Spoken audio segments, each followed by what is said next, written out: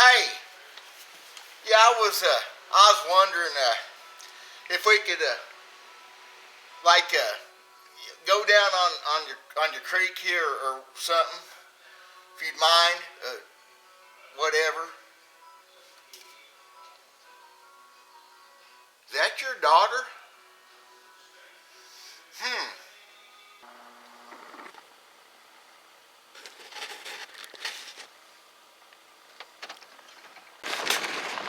That's not the way that you introduce yourself to folks. That's not the way that you make friends and influence people. Probably the first time you meet folks, you shouldn't have a cigarette, chewing tobacco, or a beer in your hand. I don't drink beer, by the way. That was a prop. This is Hillbilly Outdoors, D.W. Burks. Stay tuned. We're going to talk a little bit about getting permission and keeping permission to get some of this property like I have deer all over it like those. Big old deer. Well, see y'all.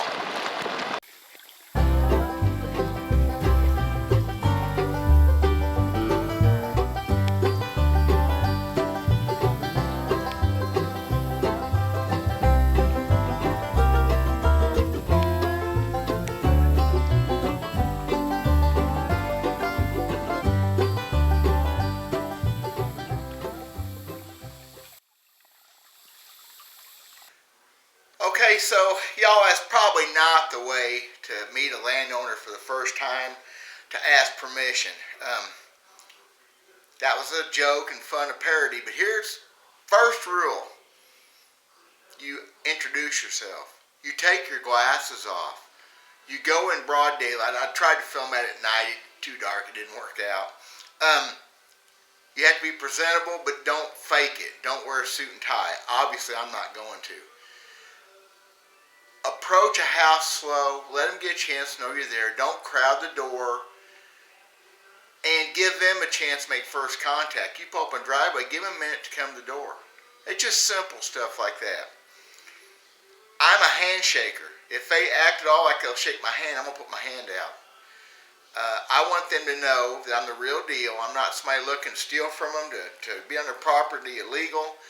And you're going to meet all kinds of people. But I have 36,000 acres in 3 counties here that I can hunt, fish, trap, and arrowhead hunt on. It took me some years to do that, but I've done it by doing the same thing every time. The next thing I find is pretty important is I have business cards. I have the card for my restaurant, my actual business. I have this card here. Is new, of course. It's my YouTube card, showing I have YouTube videos. Tells a little something about me. Then this oldest card, this card's 9 years old, is my trapping card and my hunting and fishing. What this one was the first one I did when I tried this. It worked out so well. All these have phone numbers, contacts, emails on them. I don't have a cell phone anymore, so I blocked that out on this card that has that, and I handwrite my numbers on the back, my contact numbers. And some people get a kick out of the fact I don't have a cell phone. That makes me seem a little more real to them. Some people are a little scared. Maybe I'm a little scared. What these cards do is they make you bona fide. Just like, oh brother, where art thou? It lends credence that you're a real person, that you're traceable, you're accountable, and that you want to be somebody that they know and appreciate. If you would go so far to spend $15 on business cards, it'll help. Also on these cards, besides my restaurant one, which of course helps a bunch, I'm a business owner. I have things on here like this one here has Genesis 1:26. Look it up. It explains a lot without me being a preacher and overbearing. It explains who I am. This is my trapping deal. I also on these 2 cards have the fact I'm an outdoor writer. One of them I put outdoor writer, one I put professional outdoor writer, because I do get paid to write art. Matter of fact, in this latest issue of the Trapper's Post, Bob Noonan's magazine, I have an article in it about trapping, about getting caught in traps. I get paid to write articles. I have a blog on ultimatebass.com. I write. Sometimes they even pay me to do it because they're silly. That lends credence to me. It makes me bona fide. Landowners have to learn to trust you. So there's a few rules. Rule number one is the gate's open. Probably okay to leave it open. I closed some gates once. I trapped a landowner twice one day, didn't know it. Oops. Well, there was cows there, the gates were open. Anyway, I didn't know he was there. Better safe than sorry, but if a gate is closed, you leave that gate closed behind you, coming and going.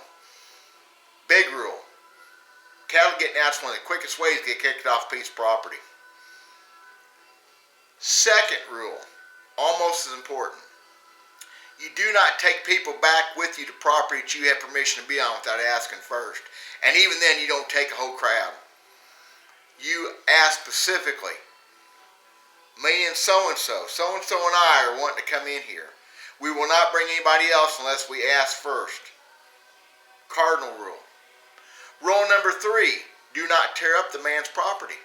There is nothing going to lose you trespass rights as quick as rutting up a piece of property, rutting up fields. Just because you got a four-wheel drive truck don't mean you have to use four-wheel drives.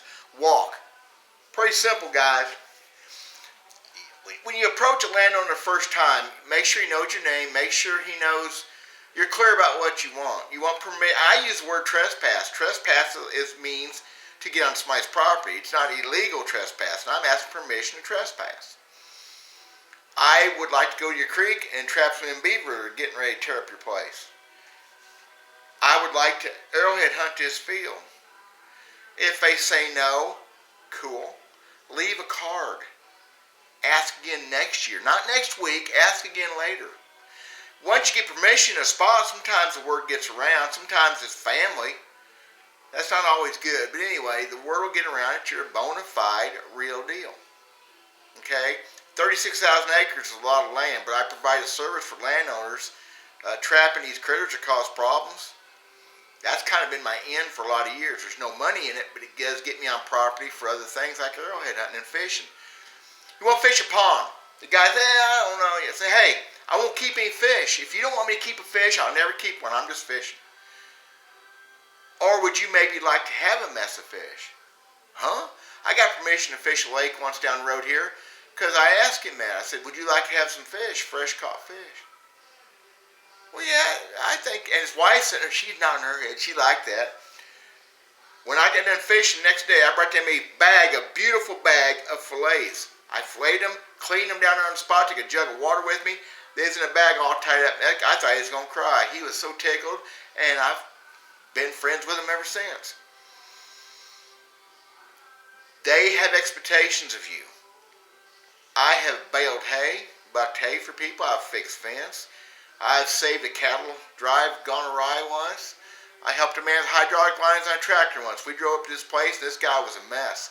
He had problems. He could not move fast enough. We jumped out of the truck, went over, and I pinned the line down. He grabbed something else. I tightened one, and we got it fixed quick. It was more than one man could handle. He's fixing to lose about 25 gallons of hydraulic fluid. He was tickled. He let us dove hunt. That's all we wanted was dove hunt. He came down a couple hours later. We was finishing up. He said, hey, my wife's got lunch out. Come on up and have a bite to eat. Because I helped. Because I was a normal person. Bona fide. Never hunted there again. Never met the man again. But he was happy that day. Left a good impression. He left a good impression with me. His wife made us a heck of a barbecue lunch. Always, permission is so important. My landowners are gold to me. They let me get on their property. Let me use their stuff. And I try to do something back for them. I've been known to take chocolates to the wife for Christmas. You learn when people are in the hospital, when there's births and deaths, and you kind of generate a little bit of a relationship with folks if you're doing it right. If you just go to a place once a year, yeah, it's a little different. But always ask before you go back. Now, I've got property I never have to ask again, but I still talk. Landlord just left here a minute ago. He's got land. I talk to him year-round about it. I'm only on his property a week, half a year trapping, and I do some artifact hunting on him. That's about it. Maybe some mushroom hunting. So it's not like I'm on there every day, but he's a neighbor. He's a customer of my restaurant. But if it's somebody you don't see very often, ask again. Ask like it's the first time. Make sure they know that you're willing to take care of their property and how much you appreciate that and letting you be there. Hunting, fishing, trapping, artifact hunting, mushroom hunting. Hey, mushroom hunting in this part of the country, a lot of folks crazy about the mushrooms. offer to get to buy a family a bag of mushrooms. Take that first one to them. That'll get you some points. You take them up a bag of morel mushrooms or some red mushrooms or whatever. Give them to them first or offer them to them first. That'll score you some points. It'll last a while. You're not sucking up. You're just being a normal, moral, nice person. It's not that hard to do. Not like my little character, my little Donnie Baker thing there at the start. Do not leer at the farmer's daughter. At least not the first time. I think that's all I got. I should have took notes. I keep a plat book with me all the time. Plat book shows where properties are. It was outdated the day it was printed. Luckily, we have the GIS sites now that show property more up to date. I look at those regular. I do not trespass. Give you an idea how property lays. That plat book is still, even after this long, most of the property still lays the same. It has different owners. But I keep it, and I've been known to pull it out from a landowner to check. And they see all this highlighted stuff. I got everything. Well, that's the place I have permission. Well, you got a lot of property. I said, yeah, I'd like to be on yours too. Don't put pushy. Be nice. Be bona fide. Get a business card print up, guys. 200 of them is like $15 or whatever. It's a pretty cheap investment. Put your name on, your phone number, something about you. Maybe put your wife and kids' names. Don't take your kid and puppy with you to get permission, though. That's a little bit sad. Don't take extra people. Don't tear up their property, and leave the gates closed if they was closed. If they're open, probably leave them open, because that took 2 years for that landlord and I figured out that I'd locked him in there twice. I'm trying to be a good guy. Thank y'all. If you like what I'm doing, subscribe. This is just something I've been thinking about. Landowners are gold. Treat them like that. God bless y'all. We'll talk at you soon.